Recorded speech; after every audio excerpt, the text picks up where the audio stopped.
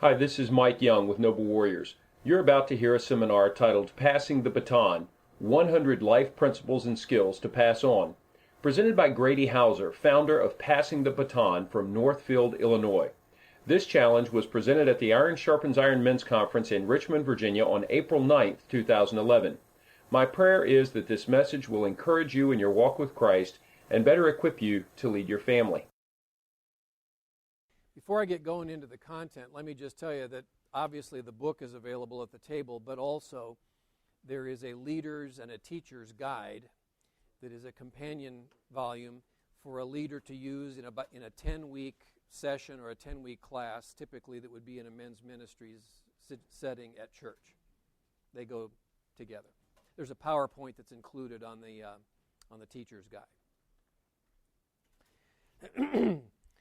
Well, today, guys, you're here because you fall into at least one of two or three different categories.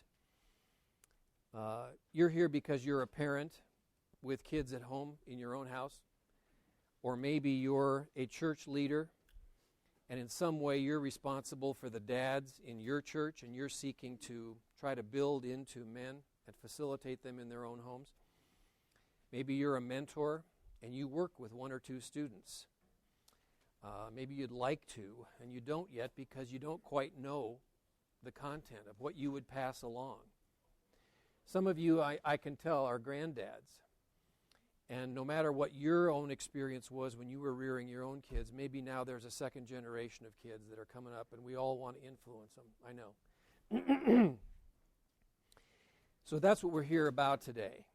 And passing the baton, I want to tell you, is both the what and the how to teach children from ages probably 7 through 22. I want to be honest with you. This book is not about encouraging you to be a godly father. We have a lot of those books, and they're great. I think in the course of doing this, certainly you will be encouraged to be a godly father. There's nothing like doing it to encourage you to be the man that God wants you to be. But this is much more, I call it a book, it's more of a user's manual than it is a book to be read. So when we think back on our own experience, a lot of us that are now in our 50s, maybe 60s, can say, we maybe learned some things the hard way, didn't we? Yeah, we did. That's the way life works.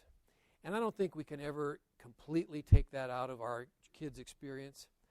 But gentlemen, how many of us would give our right arm if when we were 7 or 10 or 13 years old, our dad had come alongside us and given us some of the principles, not only rooted in Scripture, but other practical principles that you won't necessarily exactly find in Scripture of how life works. And we could have learned it at the hand of our dad before we were 40 years old and learning it on the hard edge of life. So that's what we're about today. And I want to encourage you that no matter what age you are, either you have kids of your own or you know kids or you have grandkids that can be affected by this. So let's think back for just a second. We were all in high school at one point. I hope that puts a smile on your face. All right, how many of you in the room were the athletes? You were the jocks when you were growing up, okay? Some of you. How many of you were in the science club and you were the academic type? We have a couple who are proud to say that, yes. How many of you were maybe in music and drama? Okay. I spent most of my time in the music and the drama department. And one of the shows that we did when I was in high school was called Fiddler on the Roof. You may know the show. It's a great musical. It tells the story of an Orthodox Jew named Tevye, who goes through the difficulties, and it's a wonderful musical. But part of that story, if you remember, is where Tevye sings, "Sunrise, sunset, sunrise, sunset. Isn't this the little guy I carried? Isn't this the little girl at play? Wasn't it just yesterday when they were small?"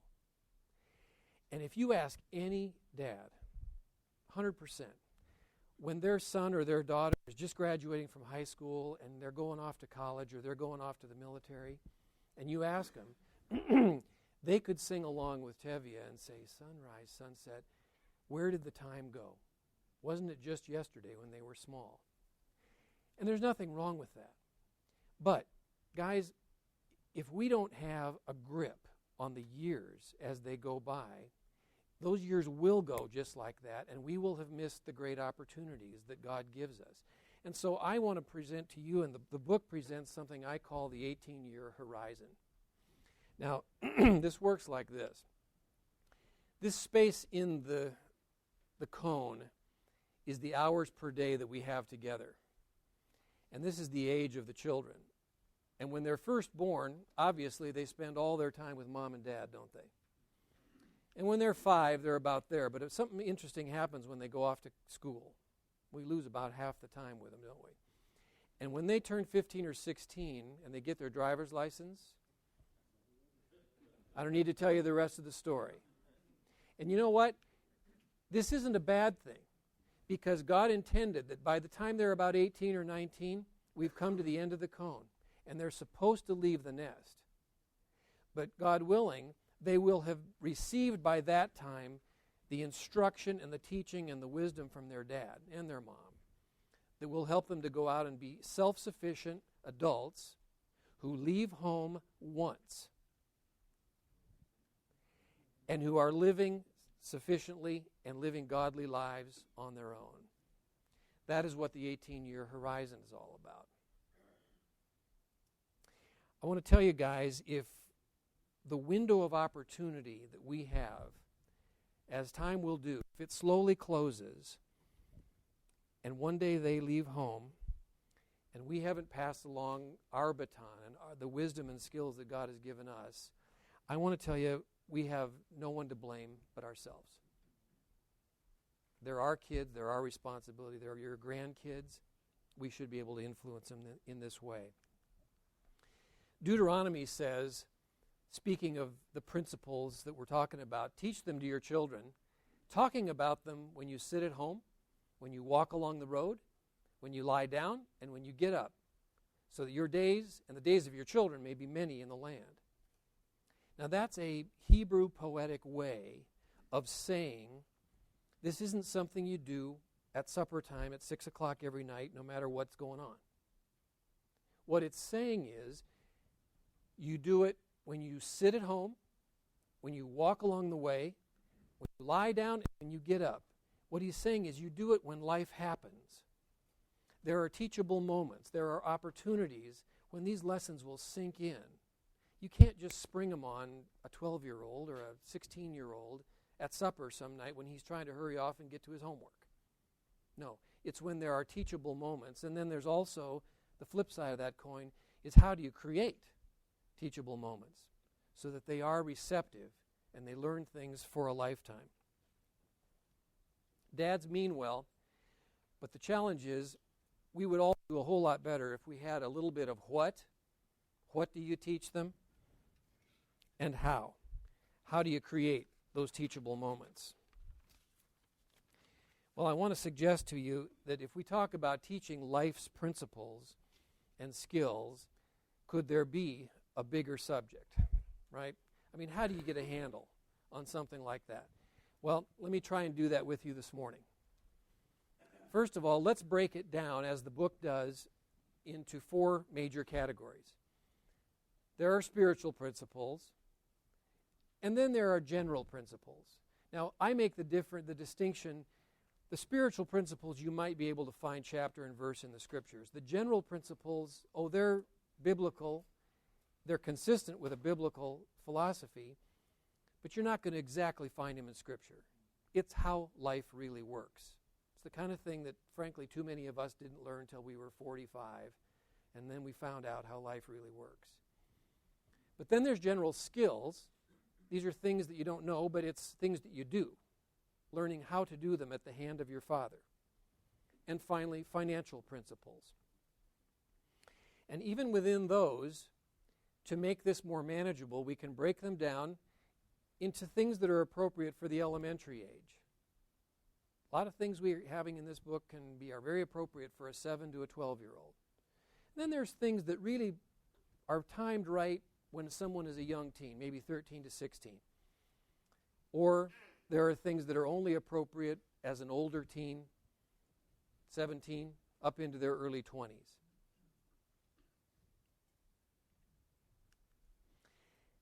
Let's take a few minutes and go through just a few of the highlights to get an idea of the kind of material that's there. So in your notes, we're now talking about spiritual principles. Gentlemen, the black dog, white dog principle. Did you know that you own 2 dogs and that I own 2 dogs? Now, you may not have any pets in your house, but in a real way, we both own 2 dogs. And I call it the black dog and the white dog.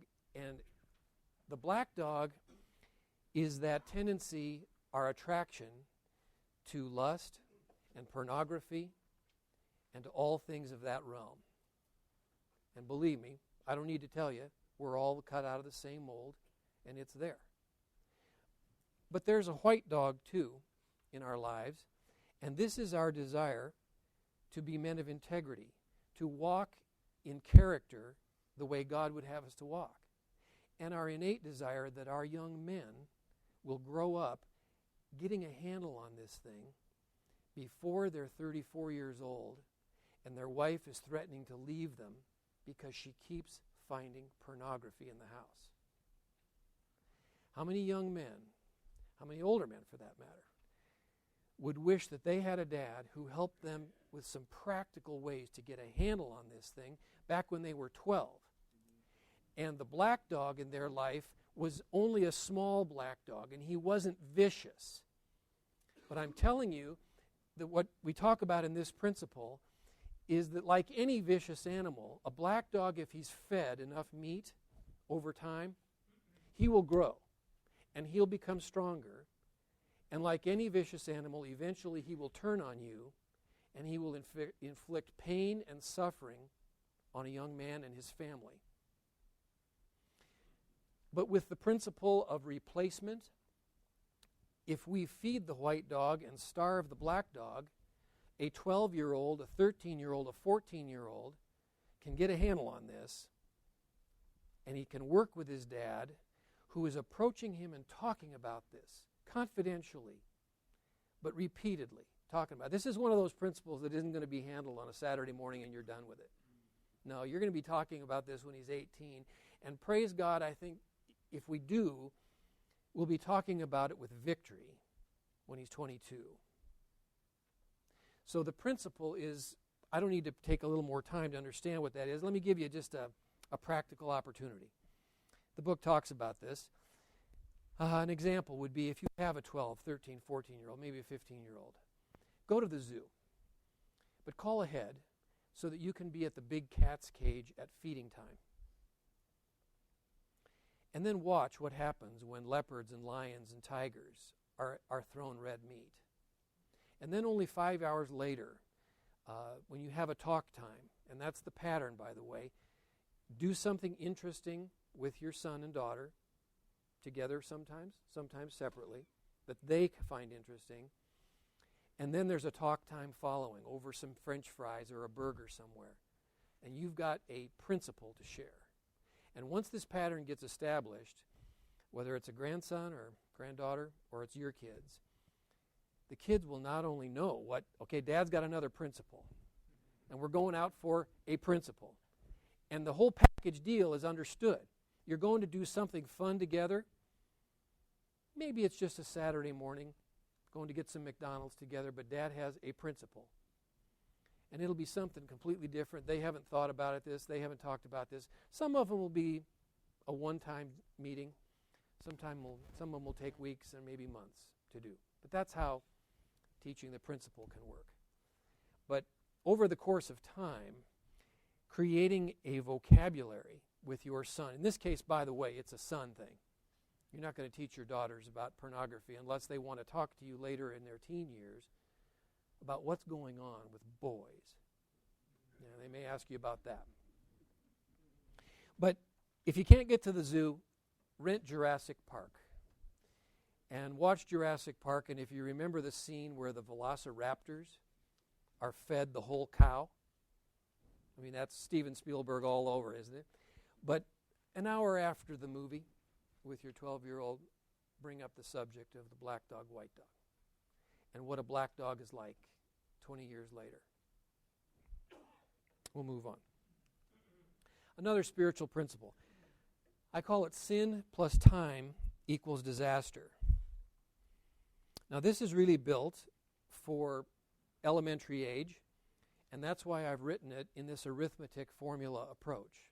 They'll understand that. And even at an elementary age, kids in our homes may already understand something about sin.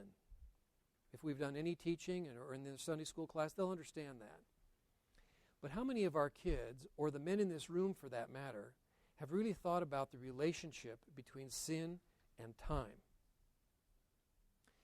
If you persist in a sin over time, oh man, all of a sudden it takes on a different dynamic.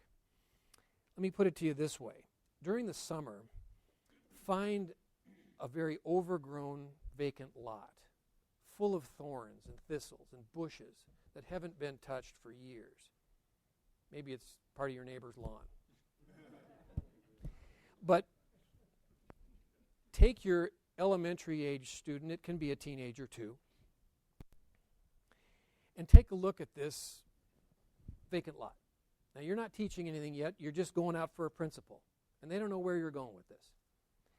But you're looking at this vacant lot, and talk about what would it take to clean this place up. Well, let them speculate. Oh, gee, Dad, this could take 3 guys 6 hours, and you'd need some equipment to get this place torn down and cleaned up. Oh, yeah, you're right.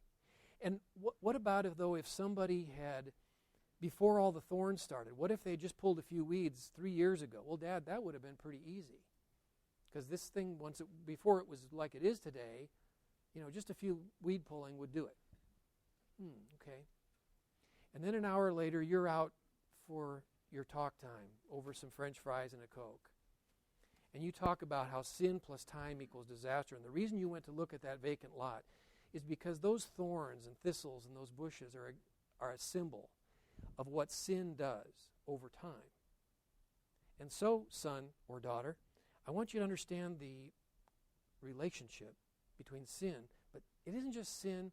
We can forget, we can ask and pray for forgiveness today, or we can ask and pray for forgiveness 5 years from now, as far as that young child is concerned, and we're going to be forgiven, right? Wrong. Oh yeah, we'll be forgiven, but the thorns and the thistles will have grown up. Now, we all know the story of David and Bathsheba in the Scriptures. If your elementary student doesn't know David and Bathsheba that well, maybe that's not the best example, but I share it with you because you know the story well. David's sin was great, and it was heightened because he was a leader with great responsibilities, and the whole nation, looked up to him. So he sins with Bathsheba, but he let time entangle his sin, didn't he? And we know the Scripture. It went on for over a year. He hides the sin. He ends up being responsible for the death of Uriah, Bathsheba's husband. So now he's added murder to it. And then he lies about it. And finally the prophet Nathan comes to him and he says, let's get this cleaned up. You are the man. But it was a mess by that time. And what you don't see right on the surface, but if you read the Scriptures carefully, the havoc that was planted into David's home lasted a generation. You look at Absalom, you look at Tamar and those stories, rape in his own home, all kinds of stuff that really began back when he was getting off the rails with Bathsheba. So sin plus time is a disaster, but if we nip it early and if our children understand that, how much will we have done to benefit their lives? Let's go on to a general principle. I call it the ATS principle. Anybody know what ATS stands for? Okay, didn't think so. How about this? And then some. And then some. Here's how it works. Guys, we all have 3 friends, They come by different names, but we know these guys. And the first guy promised to help you put your garage door opener up. That was about a week ago. But when it came time for the two-man part of the job, he was nowhere to be found. And so today you're still getting out of your car in the rain because it didn't get installed.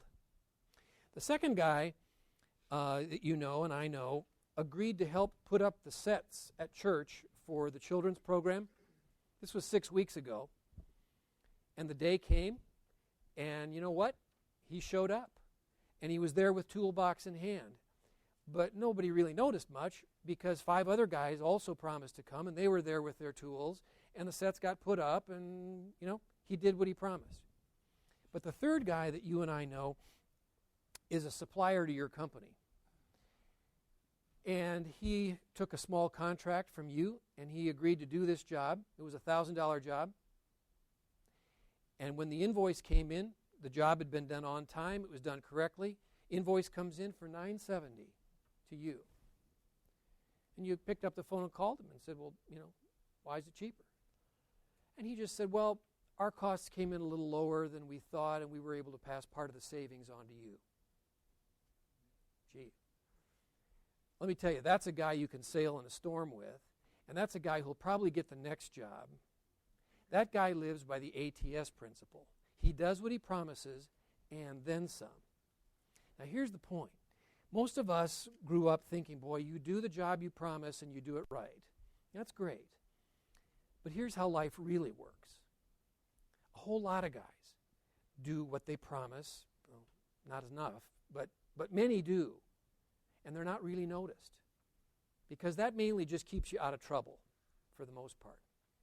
But anybody who will just give 105% of what is expected, that 5% difference is huge. Because nobody expects to get more than they were promised.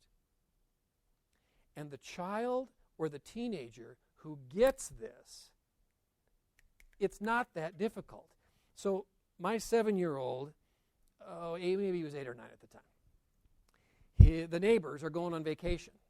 And they didn't know anything about ATS, and frankly, Graham had just learned this in our relationship together. So they hire Graham, he's 7 or 8 years old, to water their flowers in the front so that they're not all dead when they come home from vacation. Now, when you do that, of course, you're basically hiring their dad. And they're paying him $1 a day or something like this to do this. But every day go over and make sure the flowers get the water, right? Okay, you get it. And I was glad for it. Any little opportunity to build a little responsibility into a 7-year-old, let's do it. They're gone for 2 weeks, so Graham goes over and I go with him the first day to, because they hired the dad. And, the hose is laying across the grass, and so we water the plants and make sure that they're growing just fine. And we had just done this ATS, and so Graham, I was so thrilled. He asked me, well, Dad, how could we do ATS in something like this? I'm thinking, wow, praise God, he's listening. Okay, well, it's not a great big job, but what could we do, Graham? Well, he said the hose is laying all over the grass here. And like at home, we could circle that hose up real neat underneath the spigot. Didn't get that way by accident. Right, good. We could maybe pull a few weeds, because in 2 weeks there's going to be a few weeds. So let's pull the weeds. And they didn't ask me to pull weeds, but we could do that. Great, Graham, that'll work. So they come home. And this hose hasn't been curled up under the spigot in 2 years, you just know.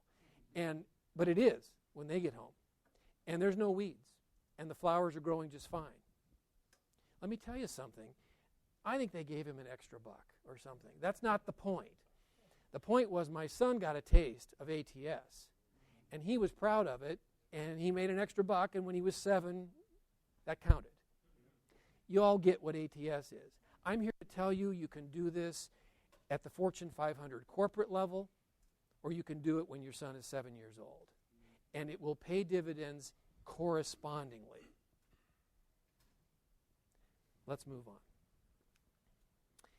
The alcohol decision. Gentlemen, you made this decision, and your sons and daughters are all going to make this decision. And you're going to see in a few minutes that I have an opinion on this. But before we do that, I need a volunteer. So somebody right up front. Doug, you're the guy. Come on up here. I have a dice in my hands, okay? Right on the table here. I need you to roll me a 6. Jeez, he gets a 6 the first time. Okay, Brian. I need you to roll me a 6. It's a 3. No. I need a 6. Keep going.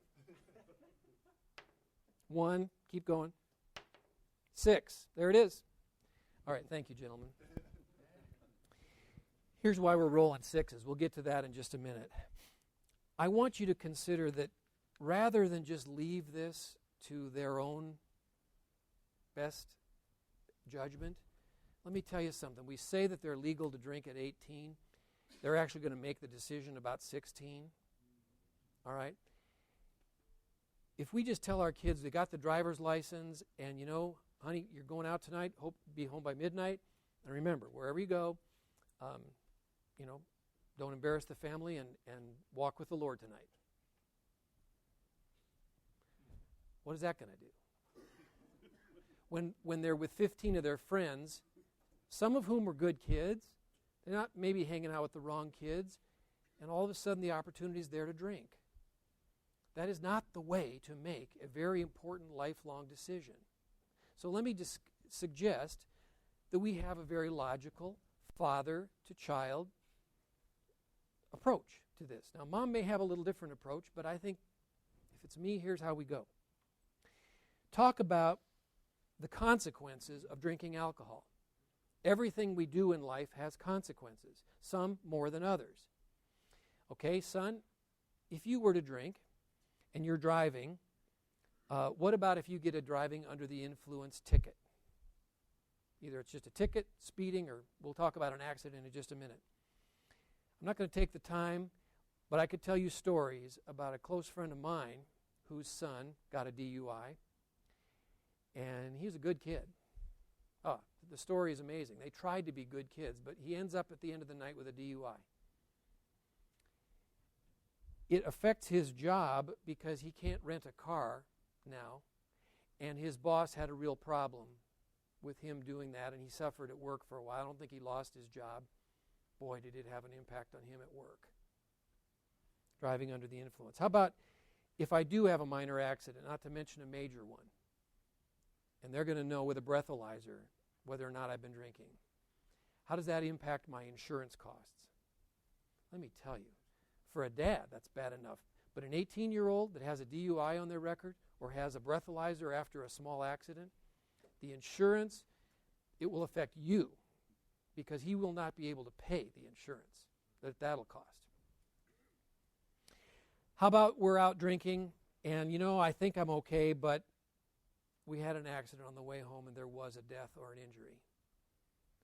Could there be a more powerful reason not to drink, as a young person particularly? How about we're drinking and you know what, I didn't think I was drinking too much, but of course when you're 16, 17, 18, how do you know how much is too much? And 16-year-olds aren't built for or known to have good judgment of terms of how much is too much. God didn't build them. That's why they've still got dads and living at home when they're 16 and 17-year-old. So how about their actions or the words they say under that circumstance, which can be embarrassing or worse, can be incriminating, and can really damage theirs and the family's reputation. Quick digression. George Bush tells the story in his most recent book, and maybe you know this. He was a pretty heavy drinker before he gave his life to Christ. Then he stopped. We're guys in here today, so I'll just be honest with you. George Bush tells it, his book. One day he's sitting around a table with 8 or 10 adults, and his dad is the President of the United States. Now you can imagine the group around the table. And there was a beautiful woman sitting across the table. And here's George Jr. And in this whole setting, he's been drinking too much, and he says to her, "So, what's sex like after 50?" Now, whether she was over 50 or not doesn't matter. In front of the group, his inhibitions are down because he's been drinking too much. Now, let me tell you, that's light. That's the kind of stories you tell in a memoir and a book. And you and I both know it goes north from there, or south if you prefer, on the things that happen when we've been drinking. Let's talk about our sons and our daughters with that. How about alcoholism? Alcoholism is complex. The medical evidence is complex. I think it would indicate that some of us are more prone to that than others. It may be a lot like obesity. Some of us are more prone to it than others. But by golly, nobody who ever grew up in an alcohol children family, adult children of alcoholics, will tell you that no one ever intended that dad or mom was going to be an alcoholic, but the generational influence of it is huge. So this leads me to my final point. As dads, we have a generational responsibility. Our job isn't done when they're 19 and they go out the door. Because what we did when they were kids, in many respects, they will repeat as their own adults. And they will repeat in front of the grandkids and on for another generation. We have a generational responsibility. So what we do isn't just affecting our kids. It will affect us, our legacy, generations down the road. Now, why did we roll dice just a minute ago? You see, the first guy rolled a dice and he got a 6 just like that. And the next guy, it takes a few times. But I want to suggest to you, in this subject of alcohol, that whether it's a driving under the influence or whether it's an accident, whether there's a fatality or not, whether we just embarrass ourselves or the family, or whether we take actions that can be devastating for a lifetime when we're under the influence of alcohol. If it doesn't happen to us, maybe we aren't. Maybe we drink wine and we have a beer after mowing the lawn and we're good till we're 65, done, okay? And maybe our kids, we break all the odds and they don't have a major problem. But you know what? As you keep rolling the dice, you approach 100% odds that somebody in your immediate family, in your generations, is going to have a big problem because of alcohol. So I'm not here to tell you that it's biblical, that you have to be a teetotaler, but I am telling you, be a proactive dad and talk about this and make your own decisions on what you're going to do because you have a generational responsibility. General principles, the last one I want to touch on, is trips, rewards, and ceremonies. The book talks about 6 of them. I'll only touch on one today. But in the course of an entire childhood, we have the opportunity to make a very few very special events. So special that they will create a memory and a build in a relationship that will last for a lifetime. One of those years is what I'll call the 18-year-old ceremony. When you have an 18-year-old, a son or a daughter, the window will be closing very soon, won't it? And they'll see the finish line, and so will you. But there's an opportunity. What we did in our house is to have an 18-year-old dinner. You go to a restaurant, your favorite restaurant, get a private room, spend the money that you can afford. You dress up. If it's a daughter, she wears a dress. If it's a son, you all put on ties. Because this is a lifetime event. Now here's what you do. You invite 5 or 6, maybe 6, significant mentors in their life. If it's your son, it may be a coach, a music instructor, maybe a youth worker at church, but people who have had a significant influence in their life. Now, interestingly, these 6 people may not all know each other, but they'll come. Believe me, they will. You invite them to a nice steak dinner because we're going to do this for my son Joe. They already know Joe or they wouldn't be getting invited. And here's how it works. You enjoy a wonderful meal together, and then after the dinner, one by one, around the room, these 6 people who have had a significant influence on Joe share with him in just maybe 3 minutes, Joe, here's what you and I did together, and here's why I'm here tonight. And I want you to grow up and be a young man, a young woman. Be like me. Walk with the Lord. Be like me. And then it goes around the circle, and you, the dad, are the last one to talk. I'm here to tell you, this will be a poignant moment that will be right at the top of your 18 years, your 20 years with this son or daughter that you ever have. Those 3 or 4 minutes talking in a setting like that. That's an 18-year-old ceremony. Briefly, we can move from the serious to the not so serious. Skills, things that we learn to do. Guys, changing a tire, okay, you think, well, shoot, I learned it somewhere. They'll learn it somewhere. But there's a great opportunity here to create a wonderful bonding time and a teachable moment. Not to mention, it can be dangerous. If a young man or a daughter has a flat tire, he's on a 60-mile-an-hour highway, and he's never had this before. That is not the place to pull over with cars going by at 60 miles an hour, and I don't know what to do. Worse yet, if you've got a son and he's got a date, and he's got a daughter or a woman, a young lady in the car, there's a great measure of responsibility there, isn't there? He needs to know how to change the tire. So, make this fun. Make it a positive, not a negative job we've got to do. And drag him out there and teach him how this. Here's how it works. In a warm, heated garage, you learn how to do this. You practice it together. Because you make the deal that before you get your driver's license, this is a prerequisite. You don't get the driver's license, you don't get to take the car until you know how to do this, son or daughter. So good. We learn how to do this. It's easy in the garage. We can jack up the car and we can learn. And then they have to pass the test. So you go out in a not so warm, very dark parking lot, a safe parking lot at night. And you go out and they pass the test. And with you, they do it all again. So that when it really happens to them, and it might be snowing a little bit or, and you talk about what happens if this thing goes down on a 60-mile-an-hour road. The tires may be already ruined anyway. But better to pull off, drive a half a mile if you have to get to a safe, level place. They're not going to know to go level unless you've taught them, right?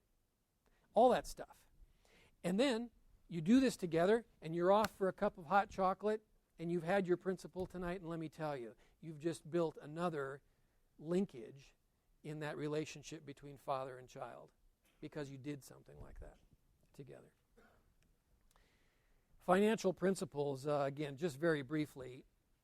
Selling chickens before they hatch. You've heard of, buying, counting chickens before they hatch, but go in the book and find out about selling chickens before they hatch. And it's really built for an older teen who hasn't learned yet that not all the chickens hatch. He's got a summer job, and he really needs X to go back to school or to buy that thing at the end of summer that is really essential. He's going to make $700 in his summer job, but you know how life unfolds, and there's things to do along the summer way, and all of a sudden September 1st comes around and the bank account has $450 instead of $700. Well, there's nothing wrong with that. We all know that's how life works. But our 16-year-old doesn't know that yet. And so they sometimes spend the future, they spend the chickens before they've got them, or they sell the chickens before they've got them, only to find out that all that does is create debt, which is another subject of financial principles, which we won't take time to talk about for now. Gentlemen, in conclusion, this is the nuts of it. Whether you're a dad or a granddad, we have this time that God has given us. And it's completely appropriate, and it's the way life works, that as they get into school age and certainly into their teen years, the window of opportunity begins to close. we all have good intentions. You wouldn't be in this room if we didn't have good intentions. But whether it's your kids or your grandkids, and whether you give a book to a young father or whether you completely appropriately spend time with those grandkids yourself and teach some of these principles, it is the what we teach them and how to create teachable moments so that a 12-year-old is not rolling their eyes at you and saying, what's Dad going to do? No. Based on their experience, they're going to say, Dad is bringing stuff that I never thought about before. And then they're telling their friends that they had a principle with their dad. And guess what? They're going to learn stuff before the hard edge of life teaches us a lot of these lessons on the backswing. Thanks for coming today. Let's take some questions, if you have any. Sir.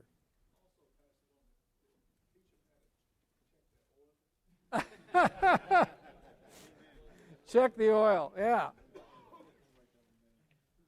Yes, sir. How do you make up for lost time? Well, I appreciate your question. God doesn't allow us to turn the clock backwards, but I would tell you that it's never too late. If you have teenagers, even if you have guys, sons and daughters in their 20s, sure, the conversation will be different. I think to redeem the time, if it's a 22-year-old young man, I would give them the book to say for their own kids when they're coming up, but to talk through some of the principles with them. There's nothing more honest and humbling than to say that, son, I tried to do my best, but I didn't have all this, when you were coming up. Let's go have dinner together. Here, this is something that works. I do this now with my sons who are 21 and 24. Now, granted, they've got this history behind them. In fact, there's kind of a joke. When the book came out, one of my youngest son's friends, asked him privately, he said, did your dad, talk with you about all these things? And he said, let me tell you, he didn't talk with me about these things. These things have been done to me. So, but that was a joke. But seriously, I'll just share what I'm doing now with my 21 and 24-year-old. We do an annual dinner, just dad and son, and they could have a good dinner. And now I try to make it much more of a give and a take. It's not just dad giving a principle, and he knows going in, we're going to ask each other. And we're going more towards now a peer relationship. He's an adult. He can ask me questions he might not have asked me when he was 18. He's married, the oldest one is. I'm going to challenge him, what he's doing this year. What are your goals this year? What are you doing with your wife? Where are you going to be in a different place a year from now when we have dinner again than you are today? And he challenges me in the same areas. Dad, a year ago you said you were working on this. A year ago you said you were working on that. Where are you going to be a year from now? Now, it's great that I have that bilateral relationship with him. And if we can sharpen each other, iron does sharpen iron, yes. But wow, there's nothing like having that sort of a pretty level playing field kind of a discussion with your son or daughter. I'd offer that. In the back.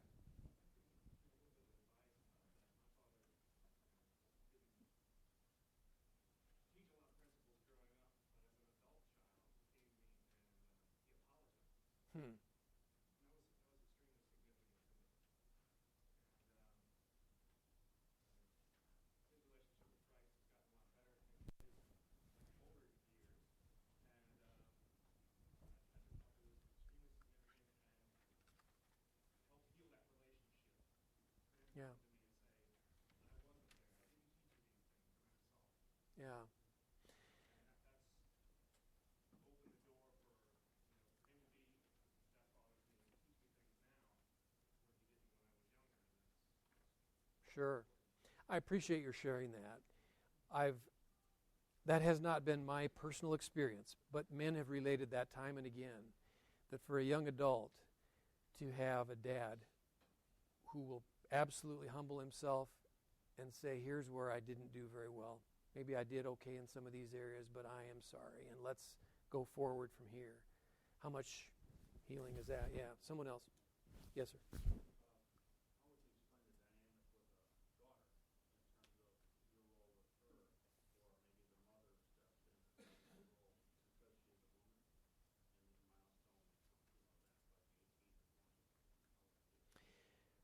Good question. What do we do with daughters, particularly on the 18-year-old dinner, for example?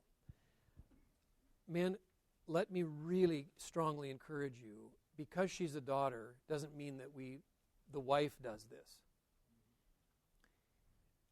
Let me just say it this way.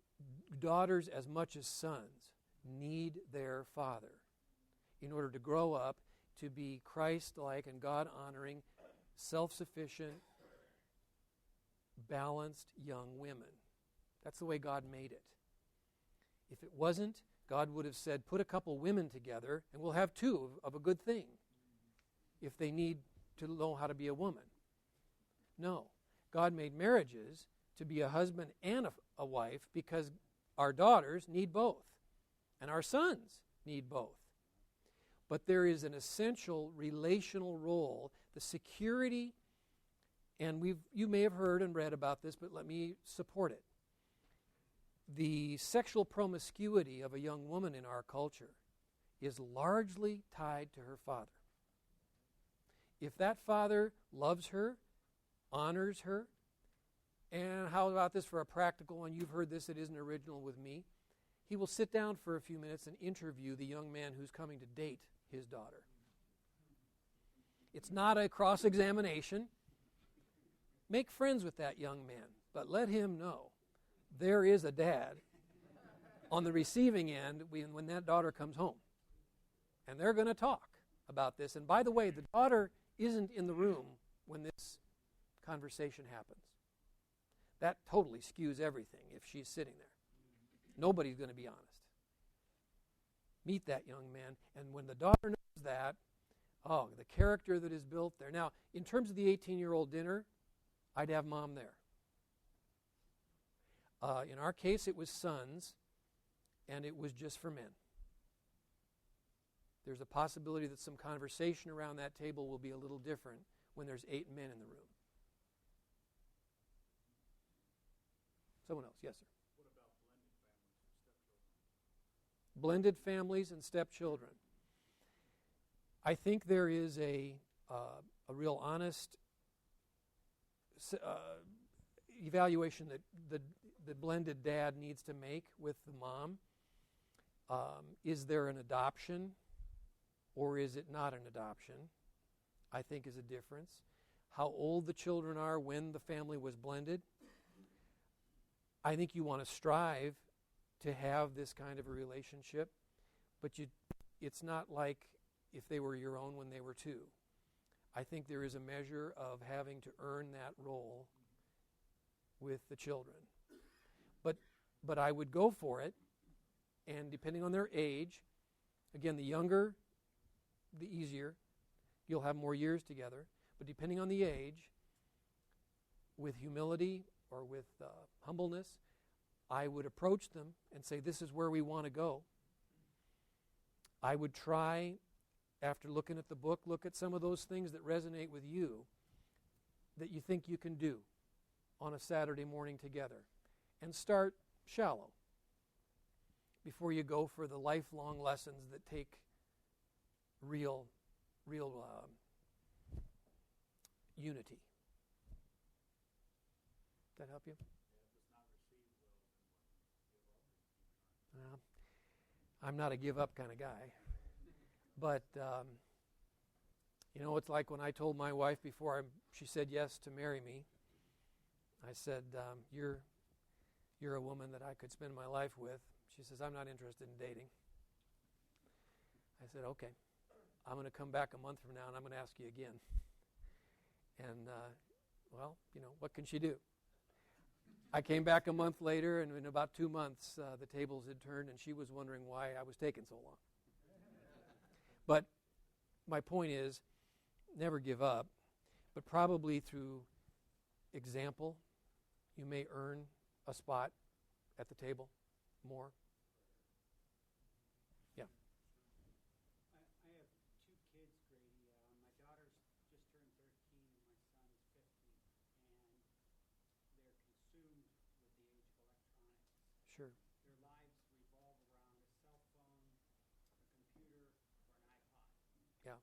And I guess I'm seeking maybe some wisdom on the balancing act or any advice, because we set limits, but when we could take it all away, but I'm afraid that would spark rebellion and resentment. Yeah. So, Well, just to give you a quick example, yeah. I got a text from my daughter, and she was asking me something fairly important, and I said, "Where are you?" And she replied, "In my bedroom." Upstairs, yeah. Yeah, yeah. Yeah. Okay, everybody hear the question? Okay. The technology you're describing is not inherently a bad thing. I would be very realistic, particularly with your son, that pornography on the internet it's an epidemic.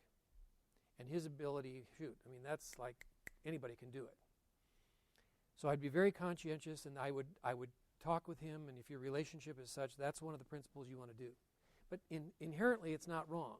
But like everything else, again, one of the principles in the book is the principles of margin and the principles of balance. Balance is important for all of us in life. If you only do one thing, we're not going to be very effective in life, because life isn't a one-thing task. On the other hand, by all means, don't take it all away from them. If there's a natural affinity or a natural skill and a bent towards that can be a great thing. My second son is in his junior year of college in graphic design, because he's really an artist up here and he's a techie here. And he can make things off the computer that are really pretty great, book covers and posters and media campaigns. Probably going to make a living at it someday. So no, I don't want to thwart that. But I would say this,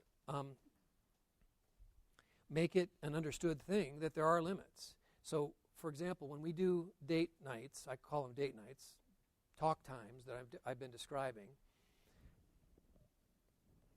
my BlackBerry goes off. And my son or my daughter, BlackBerries and cell phones are off. There's no texting. There's no cell phones going on during that time. You know what? Don't live with it. We're only out here for an hour, hour and a half. We're going to do something fun anyway. And we're going to talk. And we're going to interact at a level that isn't going to get interrupted with friends. And guys, if you don't have the courage to do that, you need to man up before you even start going out and talking with them about these principles. Okay? That's the shallow water. You're going to get into deeper water with them, and you don't want a cell phone going off about the time they're really willing to begin talking. But to try to answer your question, I just say balance in all things. It's not a bad thing, but again, one of the other principles of presence, you'll find in the book. Presence. Do I know how to look someone in the eye? Do I know how to shake their hand? What speed do I walk when I'm in public? Where do I sit in a room? Do I understand the value of smiling to people that I interact with? These are things that how old is she? 13-year-old girl is not going to be thinking about. But principles of presence, you know what? I don't know, but it's not written down anywhere, but that's how life works. And if she learns principles of presence, so when she's at church or the youth group or somewhere, and what's her name? Brittany. And you say, Brittany, she's with you there, and I want you to meet, this is Joe Henry, and Joe lives here, and his kids are, how does Brittany react to that? If Brittany says, with principles of presence, having been taught by her dad, she looks at Mr. Henry, pleased to meet you, with a handshake, and looks at him in the eye, and she can talk with him for 30 seconds, you will have done a great bit of work with your teenage daughter. I don't have a problem with her if she wants to text, if I've been doing these other things and building a young woman in the process. Now, needless to say, if she's ever texting while she's driving, she doesn't drive for another month. But that's another story. Sir. I entered the world of texting with my kids because I saw it as a window to touch them. So much so now I send them a scripture because they're going to read it. They can't help themselves. All right. Yeah, there you go. Use it, don't fight it. But like everything else, we would all agree in balance. Okay, yes, sir. Do you have any principles or ideas on teaching kids commitment? And what I mean by that is nowadays everything's changing so fast, and even with the technology and everything, they want everything right now. And they may say like, oh yeah, I'm going to come to you to this thing, and then on the day they don't come. You know, and you see it over and over in everything they do. Is there Yeah. anything in the book that Yeah. addresses teaching them that you need to learn to keep your commitment? Absolutely. There is. There's probably 2 or 3 principles that in different, commitment is, how do you talk about that? But in more practical, how to, specific types of examples, you get out of something what you put into it. The Age of Superheroes is another one I would look at. It's not the will to win, it's the will to prepare to win. Those are 3 different principles that are in the book that'll come at that subject from different angles. Yeah. Yes, sir. Someone was over here. Here. I give advice to y'all fellas. One thing my dad taught me was forward. Every time it's dinner time, we made sure no matter what we was doing, chores, stop what we was doing.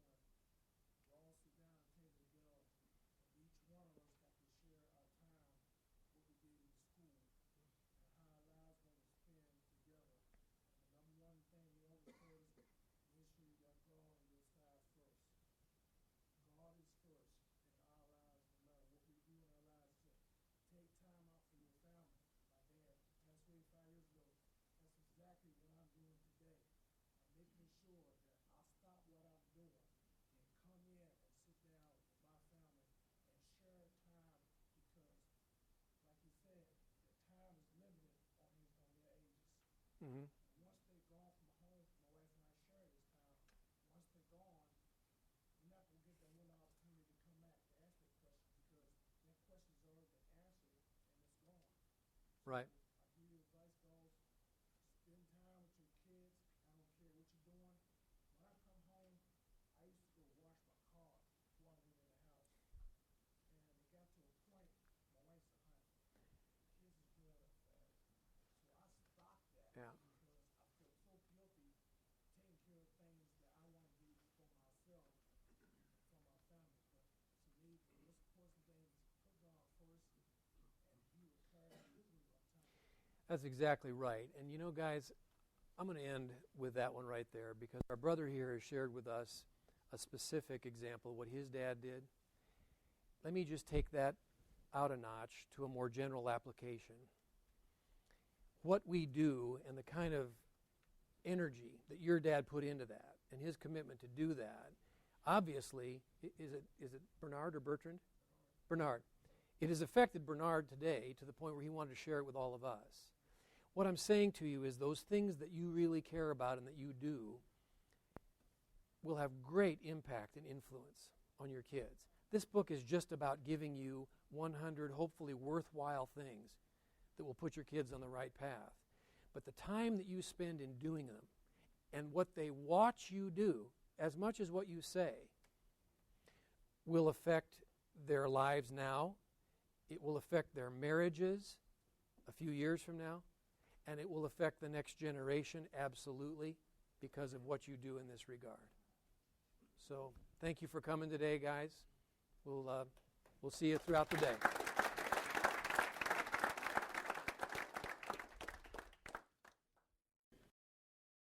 I trust you've been challenged and motivated to take bold steps of faith to advance the kingdom.